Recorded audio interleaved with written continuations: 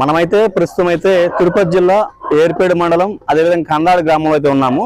మనం ప్రతి సంవత్సరం కూడా చూస్తుంటాం, ప్రతి పల్లెలో కూడా ఈ యొక్క మార్చి కావచ్చు, మార్చి ఏప్రిల్ మే నెలలో కూడా ముమ్మరం కూడా జాతరలు చేస్తుంటారు. ఈ జాతరలు ఎందుకంటే మరి ముఖ్యంగా చెప్పాలంటే గ్రామంలో ఉన్నటువంటి అంటే పంటలు బాగా పండాలని, అదే విధంగా కావచ్చు అది ఊరికి ఎటువంటి కూడా చీడపీడలు సోకకుండా, అదే విధంగా ఎటువంటి అంటువ్యాధులు ప్రబలకుండా అన్ని కూడా జాగ్రత్తలు తీసుకుంటూ అమ్మవారికి అంటే గ్రామ దేవతలు ఉంటారు. ప్రతి ఊరిలో కూడా ఆ గ్రామానికి గ్రామ దేవత ఉంటుంది. ఆ గ్రామ దేవతకి అమ్మవారికి వీళ్ళు అంటే వాళ్ళు మొక్కుకున్న కోరికలు తీరుతాయి కాబట్టి, లేకపోతే ఎటువంటివి కూడా చీడపీడలు అంటకూడదనే ఉద్దేశంతో ప్రతి సంవత్సరం కూడా జాతరలు ఘనంగా నిర్వహిస్తుంటారు. అదే విధంగా మనమైతే ఈ గ్రామంలో చూసినట్లయితే గత 3 రోజులుగా గ్రామ దిగ్బంధనం అనేది ఒక కార్యక్రమం కూడా జరిగింది.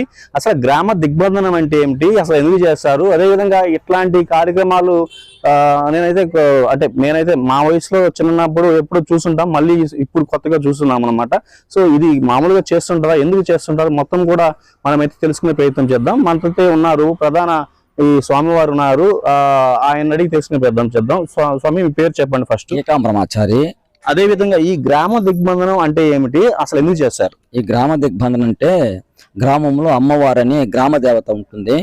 ఆమెకి మనము గ్రామంలో గ్రహపీఠములు, మామూలుగా ఈ చాతుగుళ్ళని, మళ్ళీ గ్రహ దోషాలని, మామూలుగా వచ్చి ఆరోగ్య సమస్యలని, వీటన్నిటికీ నివారణ కావడానికి ప్రతి గ్రామంలో ఈశానము, ఆగ్నేయము, నైరుతి, వాయువ్యంలో ఈ దిగ్బంధన రాళ్ళని వేసి ప్రతిష్ఠ చేస్తారు.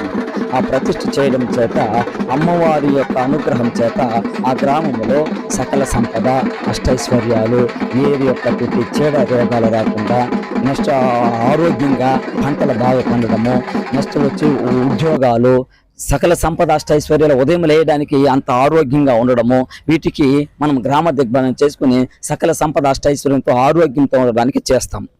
ఆ తర్వాత రోజు ఆ గ్రామ దేవతకి మనము పొంగళ్ళు, మంచి చెడ్డ వారం చేసుకుంటారు. ఆ అయిన తర్వాత సంవత్సరంలో ఒక రోజు ఆ గ్రామ దిగ్బంధనం చేసిన దాని దగ్గర జాతరలు చేస్తారు. ఆ జాతరలను పొలి పంటలు పండడానికి, దిగుబడులు, మన వ్యాపారము, ఎక్కడైనా పోయినా ఉద్యోగాలు అవి చేయడం చేత మన శాంతిగా రావడానికి, వీటన్నిటికీ మనకి సకల సంపదాన్ని ఇవ్వడానికి మనం ఆ దిగ్బంధనం చేయడం చేత జాతరలు చేసుకొని ఈ పొలి అనేటువంటిది ఆ యొక్క బలిని ఇచ్చి గ్రామ